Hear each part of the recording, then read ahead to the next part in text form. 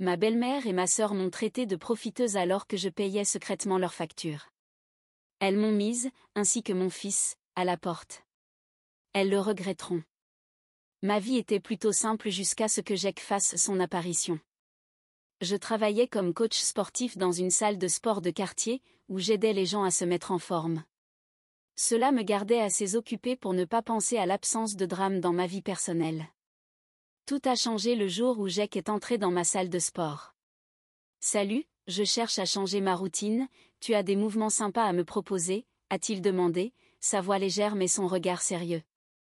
Je l'ai observé rapidement. Il ne ressemblait pas à un débutant qui ne savait pas quelle machine essayer en premier.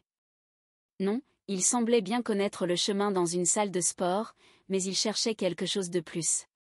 Bien sûr, ai-je répondu, en le dirigeant vers une série d'haltères. Voyons ce que tu sais faire. La première séance s'est transformée en une semaine, puis en un mois. Nos conversations informelles sont devenues de plus en plus longues et personnelles. Jack possédait un restaurant familial modeste, réputé pour sa cuisine italienne authentique. Tout est dans la sauce, expliquait-il, et personne ne l'a fait comme ma mère. Il parlait de sa mère avec admiration et frustration, laissant entendre des liens familiaux forts. Il m'a surpris un après-midi, après une séance particulièrement intense. Écoute, Émilie, j'ai réfléchi, pourquoi ne pas venir dîner chez moi?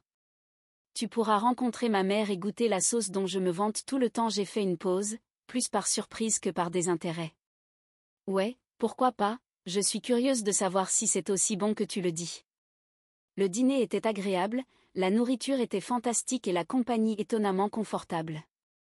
Sa mère, Anna, souriait chaleureusement et riait de bon cœur, mais ses yeux semblaient me jauger à chaque regard. Sophia, sa sœur cadette, est également passée. Sa présence était plus piquante, ses remarques nettes et rapides.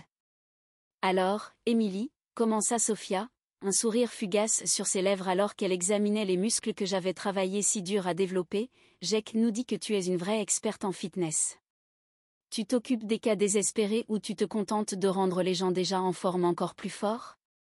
J'ai rigolé et pris sa pique sur le ton de la plaisanterie. Je crois que tout le monde a du potentiel. Tout est une question de motivation. Jack est devenu une présence constante dans ma vie. Il arrivait toujours à la même heure à la salle de sport et trouvait toujours une excuse pour parler un peu plus longtemps. Tu sais, je n'ai jamais cru au destin ou à ces trucs-là, avoua-t-il un soir, alors que nous fermions la salle ensemble, mais te rencontrer, peut-être que j'avais tort. Ses paroles étaient un mélange de charme brusque et de sincérité maladroite, c'était rafraîchissant. Malgré la petite voix dans ma tête me conseillant d'y aller doucement, je me suis retrouvée à tomber amoureuse de lui, profondément et rapidement, comme un débutant qui porte trop de poids sans un observateur. Un soir glacial, alors que nous allions vers nos voitures, il s'arrêta et se tourna vers moi. Son attitude était sérieuse. Émilie, je ne suis pas douée pour ce genre de discours, et je n'ai pas de phrases bien rodées à te lancer, mais je t'aime bien, beaucoup même. Que dirais-tu qu'on officialise tout ça? C'était abrupt et honnête, pas de jeu. Il n'y avait pas de moyen de retarder l'inévitable. C'était Jack, direct et entier. J'ai souri, mon cœur battant la chamade. Je dis oui. Voyons où ça nous mène. Et avec ça, je n'étais plus simplement une coach sportive dans une salle de sport de quartier. J'étais la petite amie de Jack, finalement, sa femme. Emménager chez la mère de Jack peu après notre mariage n'était pas exactement ce que j'avais imaginé pour notre « heureux pour toujours ». Jack expliqua que c'était essentiel pour lui à cause de ses liens familiaux, mais vivre avec sa mère, Anna et sa sœur Sophia, était difficile dès le départ. Elles ne cachaient pas leur mécontentement de me voir entrer dans la famille, et les choses devenaient de plus en plus tendues chaque jour. La maison était généralement animée, mais pourtant, je me retrouvais toujours avec plus que ma part de responsabilité. Après une longue journée à la salle de sport, je rentrais chez moi avec une liste interminable de tâches. L'ancienne machine à laver était un véritable cauchemar. Elle tombait en panne si fréquemment que je plaisantais à moitié en disant qu'elle avait quelque chose contre moi. Personne d'autre ne semblait le remarquer ou s'en soucier, en particulier Anna et Sophia. Je me souviens d'une soirée, après le dîner, où j'essayais de réparer cette maudite machine quand j'ai entendu leur conversation dans la cuisine. Elle ne sait même pas ce qu'elle fait, dit Sophia en riant sans baisser la voix. Regarde, elle va inonder le sous-sol la prochaine fois. Leur rire résonnait dans le couloir, me blessant plus que je ne voulais l'admettre. Je me suis retenue de répondre et me suis concentrée sur la tâche à accomplir. Ce n'était pas seulement la machine à laver, c'était tout, de la cuisine au ménage. Mes efforts étaient simplement une autre source de moquerie pour elle. La cuisine était la pire. La cuisine italienne était vénérée dans cette maison, et mes tentatives étaient considérées comme blasphématoires. J'ai essayé de suivre les recettes d'Anna à la lettre, mais rien ne semblait fonctionner. Un soir, Sophia se tenait dans l'embrasure de la porte pendant que je luttais avec une recette apparemment simple de spaghettis. « C'est censé ressembler à ça ?» demanda-t-elle en arborant un sourire moqueur. « Ce n'est rien comme celle de maman. » Je serrai les dents et remuai la sauce qui ne voulait pas épaissir correctement. « Je fais de mon mieux ici. » Sophia éclata de rire. « Peut-être que ton mieux n'est pas assez bien. Tu y as jamais pensé ? » Je voulais répondre pour me défendre, mais à quoi bon, tout resterait pareil. Jake semblait se rétrécir légèrement chaque fois que sa sœur ou sa mère me réprimandait. Il ne se levait jamais pour me défendre, son silence était aussi bruyant que leur rire. « Et Émilie, laisse tomber, » dit Jake doucement, plus tard, tentant d'éviter la confrontation. « Ça ne vaut pas la peine. » L'heure du dîner était un calvaire. J'avais arrangé les plats sur la table, espérant passer un repas tranquille, mais il semblait que je me trouvais dans une fosse aux lions. Tu sais, en Italie, ils t'interdiraient probablement d'entrer dans la cuisine pour ça, plaisanta Anna en goûtant ma nourriture, et les autres rirent avec elle. Ouais, peut-être reste à ta place, dans la salle de sport, disait Sophia en distribuant le sel comme si c'était un cadeau de paix que je ne méritais pas. Je hochais la tête, souriais et avalais la douleur, mon irritation bouillonnant comme la sauce qui n'a jamais pris. Vivre avec la famille de Jake faisait que chaque jour semblait être une guerre pour laquelle je n'étais pas préparée. Au fur et à mesure que ma grossesse avançait, le travail à la maison, qui semblait déjà être entièrement sur mes épaules, devenait de plus en plus stressant. Au lieu de recevoir de l'aide ou de la sympathie d'Anna et de Sophia, je sentais leur hostilité croître. Un après-midi, j'ai essayé de balayer le salon tout en me déplaçant plus lentement que d'habitude à cause de mon ventre qui grossissait. Anna est entrée, m'a observé un moment, puis a poussé un soupir de mécontentement. « Émilie, tu as raté un coin là-bas, » dit-elle en montrant un endroit où je n'étais pas encore arrivée. « Et regarde comme tu bouges lentement, cette maison va s'effondrer à ce rythme-là. » Je me suis redressée, sentant une douleur dans mon dos. « Je fais de mon mieux, Anna, c'est un peu plus difficile avec le bébé. » Elle a reniflé, secouant la tête. De mon temps, on ne laissait pas une petite chose comme la grossesse nous ralentir. Il faut que tu te renforces. Le manque de sympathie m'a fait mal, et je me suis mordu la langue pour ne pas répondre vivement. Sophia n'a pas été plus clémente. Plus tard dans la journée, alors que je pliais le linge, elle est entrée dans la pièce et a commencé à fouiller dans les vêtements que je venais de plier soigneusement. « Tu sais que ce n'est pas bien plié, hein ? Il devrait pouvoir tenir tout seul, comme maman nous l'a appris. Laisse-moi te montrer encore. » Elle a jeté le t-shirt qu'elle tenait dans le tas, défaisant ce que j'avais fait, puis, d'un geste précis, elle a replié le même vêtement. Je sentais ma frustration grandir. « Sophia, je te remercie pour la leçon, mais je sais plier les vêtements, ce n'est pas comme si j'étais idiote. » Elle n'a fait que lever un sourcil, un sourire froid traversant ses lèvres. « Tu m'aurais bien eu, mais bon, si ça te va d'être médiocre, qui suis-je pour discuter ?»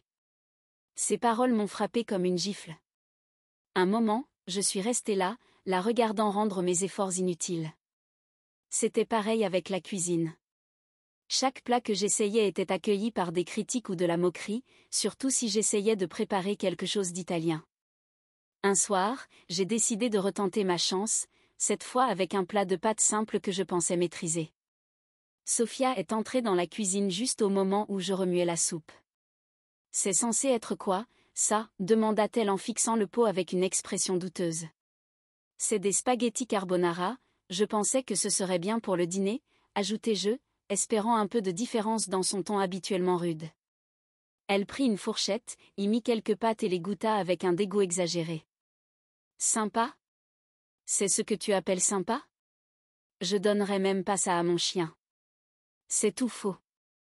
Je fis claquer le couvercle de la casserole un peu plus fort que nécessaire. Eh bien, c'est ce qu'il y a pour le dîner. Si tu n'aimes pas, tu es la bienvenue pour préparer autre chose. Chaque jour, la tension dans la maison augmentait, et l'absence de Jake aggravait la situation. Il était généralement au restaurant, toujours occupé quand il était à la maison, et il évitait tous les conflits. Quand j'essayais de lui parler de la façon dont sa sœur et sa mère me traitaient, il soupirait et me disait quelque chose comme « Je sais que c'est dur, Émilie, mais essaie de tenir bon, elles finiront par t'apprécier. Donne-leur juste un peu de temps. » Après avoir donné naissance à mon enfant, j'espérais que les choses s'amélioreraient, mais la vérité était tout le contraire. J'avais pris un poids considérable pendant ma grossesse, ce qui devint leur nouvelle source de moquerie. « Regarde combien elle mange », riait Anna tandis que j'essayais de me nourrir pour allaiter. « Tu nourris un enfant ou une petite armée ?» Un jour, alors que j'allaitais mon enfant dans le salon, j'ai entendu Sophia imiter le meuglement d'une vache depuis la cuisine. Le bruit m'a transpercé, les larmes me sont montées aux yeux. Il était évident qu'elle me considérait comme rien de plus qu'une vache, une utilité pour mon fils. J'ai atteint un point de rupture. Le traitement incessant, ridicule et glacial à la maison est devenu insupportable. J'avais besoin d'un endroit à moi, où je n'étais pas simplement la belle-fille réprimandée ou la femme sous-estimée. C'est alors que j'ai décidé de créer ma propre chaîne YouTube et ma page Instagram. Un matin, pendant que Jake était au restaurant et que Sophia faisait des courses, j'ai installé ma vieille caméra dans un coin de notre petite chambre d'amis, transformée en mon nouveau gymnase improvisé. Je fais ça, me suis-je murmuré à moi-même en ajustant l'angle de la caméra, pour moi, pas pour eux. J'ai commencé à filmer des vidéos d'entraînement faciles à faire à la maison, particulièrement adaptées aux mamans comme moi qui ne pouvaient pas toujours se rendre à la salle de sport. Parler à une caméra semblait étrange au début, comme si je m'adressais à un public intéressé par ce que j'avais à dire. Cependant, cela est vite devenu mon havre de paix. Les premières vidéos étaient amateurs, avec des commentaires raides. Salut tout le monde, c'est Émilie, je vous propose une séance rapide de 10 minutes, idéale pour les mamans occupées. C'est parti. Mais au fil du temps, le nombre de mes abonnés a augmenté, tout comme ma confiance en moi. J'ai acheté une meilleure caméra, suivi des cours en ligne sur l'éclairage et le montage, et mon petit projet a commencé à prendre forme, quelque chose de complètement à moi. Un après-midi, Sophia est entrée dans la pièce alors que je filmais une séquence d'exercices à faible impact pour une nouvelle vidéo. « C'est quoi ce que tu fais ?» dit-elle en passant son regard de la caméra à moi. « Tu transformes notre maison en ton émission de télé-réalité maintenant ?» J'ai mis la vidéo en pause, le cœur battant, pas à cause de l'exercice, mais à cause de la confrontation. Oui, en fait, c'est ce que je fais. C'est important pour moi. J'ai besoin de quelque chose à moi. Sophia a grogné et regardé autour d'elle avec dédain. Tu te prends pour une star ou quoi ? Eh bien, arrête un peu Émilie. Ces mots m'ont frappé, mais j'apprenais à mieux gérer ses pics. Eh bien, c'est pas comme si j'avais ton approbation pour quoi que ce soit ici. Autant faire au moins une chose que j'aime. Sophia a roulé des yeux et est partie, mais je n'ai pas arrêté la caméra longtemps. J'ai repris ma séance avec une voix plus forte qu'auparavant. Mon profil numérique a grandi, et les opportunités aussi. Des marques ont commencé à me contacter, m'offrant des produits gratuits à inclure dans mes vidéos. Puis sont arrivées les propositions de sponsoring. La première fois qu'une marque m'a offert de l'argent pour promouvoir son produit, j'ai été stupéfaite. Je n'arrive pas à croire qu'il me paie pour ça, ai-je dit à Jake lors du dîner un soir, impatiente d'exprimer ma joie. C'est génial, Émilie, répondit-il, sont-on préoccupé par ces problèmes de restaurant. Mais garde ça pour toi, d'accord ? Maman et Sophia n'ont pas besoin de savoir ça.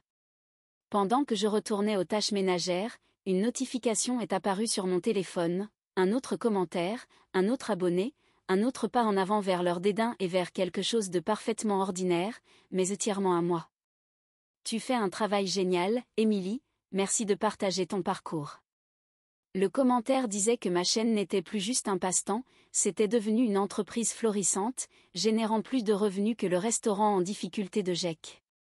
Bientôt, je lui envoyais 2000 $ chaque mois pour couvrir les dépenses ménagères, ce qui donnait l'impression que sa contribution était plus grande. Malgré mes réussites, Anna et Sophia continuaient de me traiter de profiteuse. Elle ne fait rien ici, crachait Anna quand elle pensait que je n'étais pas dans les parages. Elle se pavane en faisant ses vidéos stupides. Sophia répétait les pensées de sa mère, ajoutant ses propres remarques sur le fait que je devais faire plus de ménage, comme une vraie femme. Puis le restaurant de Jack traversa une période difficile. Un soir, il s'approcha de moi, plus fatigué que je ne l'avais vu depuis des mois. « Émilie, le restaurant a vraiment besoin d'une injection de fonds, tu peux nous aider ?» Ses yeux suppliaient. Je n'ai pas hésité, transférant $10 000 pour ce qu'il a décrit comme des développements urgents. Il était vraiment reconnaissant, mais il ne fallut pas longtemps avant qu'il commence à mendier davantage. « Juste encore $55 000 pour les factures ce mois-ci, dit-il tranquillement, presque humilié. J'ai accepté parce que je pouvais me le permettre et qu'il était toujours le père de mon fils, qu'il adorait. Mais au fond de moi, je sentais que le déséquilibre s'intensifiait, pas seulement financièrement, mais aussi dans notre relation.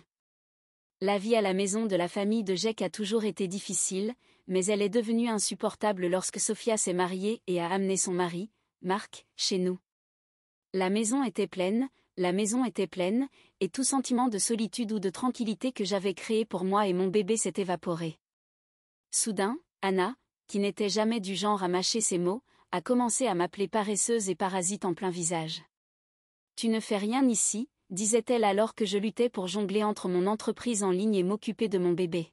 « Tu prends juste de la place. » Cela n'aidait pas que Sophia attendait son premier enfant et il était évident qu'il voulait plus d'espace, insinuant que mon enfant et moi étions dans leur chemin. « Bientôt, il y aura un autre bébé dans la maison, et on ne peut pas avoir de parasites qui prennent de la place, remarqua Anna un soir, son regard se dirigeant vers moi. L'atmosphère devint plus froide. Puis, juste au moment où les choses ne pouvaient pas empirer, Jack annonça qu'il devait quitter la ville pendant quelques semaines pour gérer des affaires essentielles de son restaurant dans une autre ville. Il fit ses valises et partit, nous embrassant, moi et notre bébé, ignorant la tempête qu'il allait laisser derrière lui. J'ai essayé de garder les choses normales en emmenant mon fils à l'école et en finissant mes vidéos dans le parc. Cependant, le jour où tout s'est réellement effondré a commencé comme n'importe quel autre, jusqu'à ce que ça ne soit plus le cas.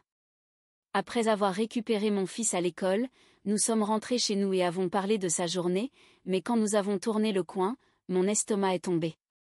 Nos affaires étaient empilées sur le seuil de la porte, y compris des valises, des sacs de vêtements et même les jouets de mon fils. Confuse et le cœur brisé, j'ai sonné à la porte. Anna et Sophia sont apparues à la fenêtre avec des regards froids, indifférentes à la vue d'une mère et de son enfant abandonné dehors. Elles ont ouvert la porte juste assez pour parler, mais pas assez pour nous laisser entrer. « Tu dois trouver un autre endroit où rester, » dit Anna, sa voix ferme et inflexible. Je la regardai, choquée. « De quoi tu parles ? » « Et Jack, qu'est-ce que je vais lui dire ?» demandai-je, ma voix montant avec la peur et la rage. Sophia éclata de rire, d'un ton méprisant. « Dis-lui ce que tu veux, il n'est pas là pour s'en soucier, n'est-ce pas ?» J'ai essayé désespérément de joindre Jack par téléphone, mais mes appels sont restés sans réponse. Je n'avais d'autre choix que de sombrer de plus en plus dans le désespoir et la haine, n'ayant aucune autre option. J'ai rassemblé nos affaires et réservé une chambre dans un motel voisin. Assise dans cette chambre stérile et faiblement éclairée, avec mon fils confus et contrarié, je sentis quelque chose se transformer en moi. Ce n'était pas juste une petite escapade, c'était une expulsion forcée d'une vie que je ne pouvais plus supporter. Je venais de finir de déballer nos affaires quand mon téléphone vibra avec un nouveau message. C'était de Sophia, ce qui était étrange. Nous n'interagissions presque jamais directement, surtout depuis la dispute. Son message était étonnamment joyeux. « Je pensais que tu aimerais voir ce que ton cher mari a fait récemment. Un lien est aussi fourni. » Ma curiosité s'éveilla, mon anxiété monta dans ma poitrine.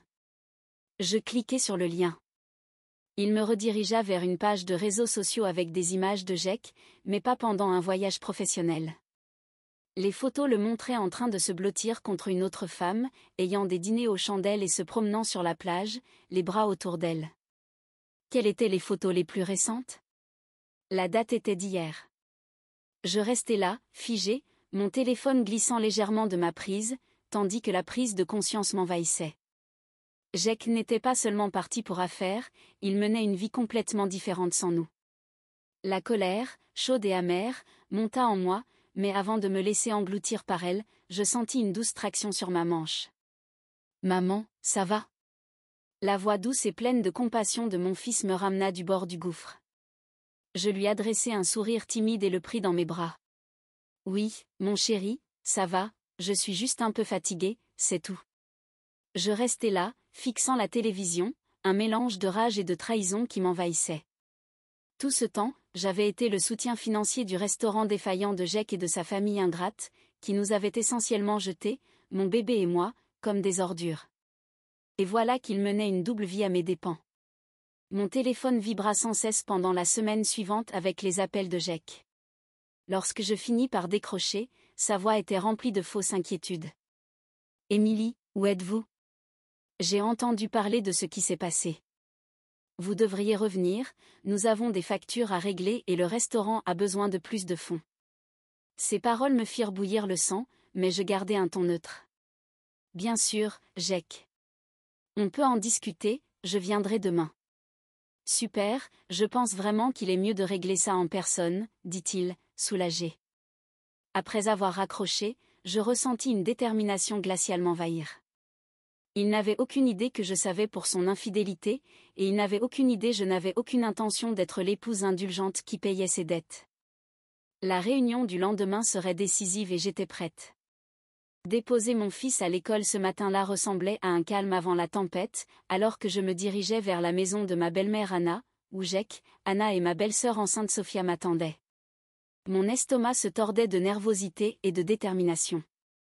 À mon arrivée, Jake semblait soulagé, voire ravi de me voir, contrairement à Anna et Sophia, dont les expressions étaient pleines de mécontentement. J'ai rapidement sorti les papiers de divorce de ma valise et les ai présentés à Jake. En parcourant les documents, ses yeux s'écarquillèrent d'incrédulité. Anna et Sophia souriaient, croyant que c'était leur victoire. Mais lorsque je me suis tournée vers elles, le sourire a disparu instantanément. « Ne soyez pas trop hâtifs pour célébrer, » les ai-je mises en garde, ma voix calme mais tranchante. Vous avez vécu au crochet de mes efforts tout ce temps. Le visage de Jake se décomposa tandis qu'il leur avouait, « Le restaurant, ça ne va pas bien. » Ça fait longtemps que ce n'est pas le cas. La joie d'Anna et de Sophia s'effaça, remplacée par de l'horreur et de la colère. Elles se sont immédiatement retournées contre lui, leur plaisir initial se transformant en fureur. « Tu nous as caché ça » cria Anna. « Comment as-tu pu laisser ça arriver ?» Elles étaient en colère, non pas contre les mensonges de Jake, mais contre la perte de leur sécurité financière. Sophia, la plus arrogante, ricana à mon sujet. « Eh bien, puisque Jake gagne moins que toi, il n'aura qu'à demander une pension alimentaire. Ça, c'est la justice. » Jake se redressa et hocha vigoureusement la tête, comme s'il venait de découvrir une manière de gagner. Je faillis rire devant tant de stupidité. « C'est là que tu te trompes, Sophia, » corrigeai-je, me tournant vers elle et Jake. « Tu ne verras pas un centime de ma part. Ni pour la pension alimentaire, ni pour quoi que ce soit. » Le sourire arrogant de Jake disparut. « Quoi ? Ce n'est pas comme ça que ça fonctionne. »« Oh, mais si, » répondis-je, parce que je sais pour la faire. Son visage perdit toute couleur. « Comment tu sais ?» Je penchai la tête, feignant l'innocence. « Ta sœur m'a tout envoyé, photos, date et lieu. » Je fis un geste vers Sophia, dont le visage était devenu pâle. Grâce à elle, j'ai toutes les preuves dont j'ai besoin. La pièce éclata en tumulte, une rafale d'accusations, de dénégations et d'explications paniquées volaient entre eux. Je les laissai se vautrer dans leur propre saleté un moment avant de parler. « Oh, et une autre chose, » dis-je, ma voix glaciale. « Je reprends tout ce que j'ai payé. » La pièce se fit silencieuse. Chaque appareil, chaque meuble, tout. En comprenant la vérité, leurs arguments cessèrent. J'avais déjà organisé le déménagement. Anna et Sophia s'inquiétaient alors qu'elles commençaient à emporter le réfrigérateur, la machine à laver, le téléviseur à écran plat et même le magnifique mixeur que j'avais acheté pour elle à Noël dernier. « Tu ne peux pas faire ça » s'écria Anna, les yeux emplis d'incompréhension. « On a besoin de ces choses. » Je croisai son regard, mon ton ferme mais pas agressif. Je l'ai fait et moi aussi j'en ai besoin. Les déménageurs continuaient leur travail, débarrassant environ la moitié de la maison. Alors que je les regardais enlever le dernier de mes biens, je me sentais plus légère que je ne l'avais été depuis des années. Un poids avait été levé de mes épaules. Je n'étais plus obligée de rester dans cette maison, avec ces gens ou leurs tromperies. Je retournai mon regard vers Jake, qui semblait un peu perdu, ses espoirs de gains rapides anéantis. « Occupe-toi de ta sœur et de ta mère, Jake. C'est ton travail maintenant, murmurai-je poliment, me tournant pour partir. En m'éloignant, je réalisai que ce n'était pas seulement un départ physique, mais ma dernière étape pour sortir de leurs griffes trompeuses, un pas vers la récupération de ma vie et la création d'un avenir meilleur pour mon fils et moi. Dans l'ensemble, le divorce fut un soulagement plutôt qu'une épreuve. Je me suis battue pour obtenir une compensation à cause de l'adultère de Jake et j'ai obtenu une pension alimentaire pour notre fils. Mon avocat a géré toute la procédure, la rendant aussi fluide que possible étant donné les circonstances. La vie de la famille de Jake a changé considérablement aussi. Sans mon soutien financier, son restaurant a fait faillite et n'a pas survécu. La maison familiale a été vendue pour rembourser les dettes, montrant leur mode de vie insoutenable. Pendant ce temps, Anna et Sophia se sont empressées de me contacter, leur message étant un mélange d'excuses et de demandes désespérées d'aide. Malgré tout, je n'ai pas pu me laisser entraîner à revenir dans leur folie. J'ai immédiatement bloqué leur numéro.